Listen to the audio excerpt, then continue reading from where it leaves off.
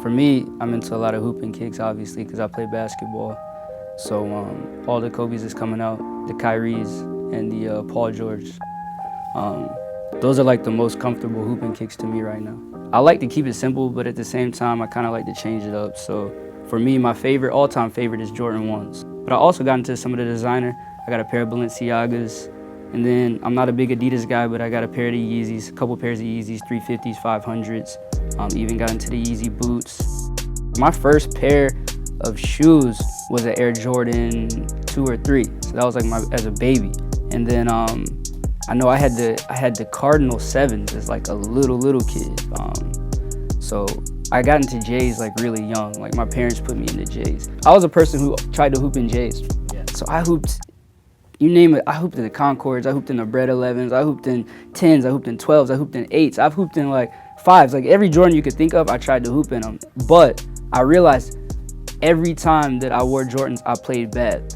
So it was like, I got to a point where like, I love the way they look, I love everything about them, but maybe they're not meant for me to be hooping in. So I pretty much now keep all the J's just for casual wear and got into wearing lows. The Kobe 6s pretty much got me into hooping in lows.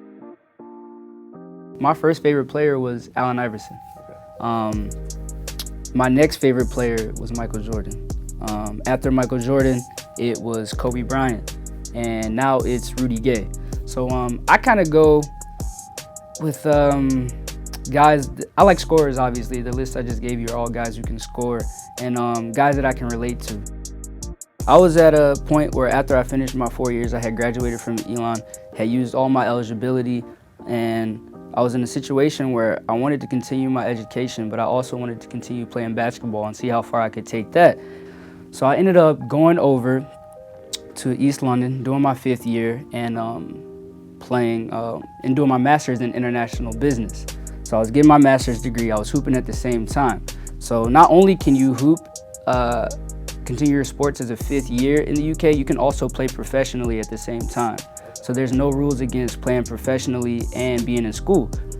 So what I did was I played my first year professionally, my first season there with a team called London Eastside Eagles, played for them. And then the following year, I played for another team called NASA, also out of London. Then my student visa ended, and I couldn't secure another visa, so it was time to make a move. And I knew I didn't want to come back home. I didn't have anything to do here. So that's when China came. And so what happened was I just took a job coaching in Beijing in 2016. And that's when I really found out about all the opportunities there are to play basketball in China. So I took this job coaching, and then from there, started networking, just started social media, just started getting my name out there, playing in tournaments, and just building up a buzz out in China. And from then, I've probably played in over 20 tournaments since 2016 against professionals. I do 5-on-5, I do 1-on-1, I do 3-on-3. Like if there's basketball and there's money to be made out in China, I'm getting to it. It's Aaron Smith, and we're here at Capital BST.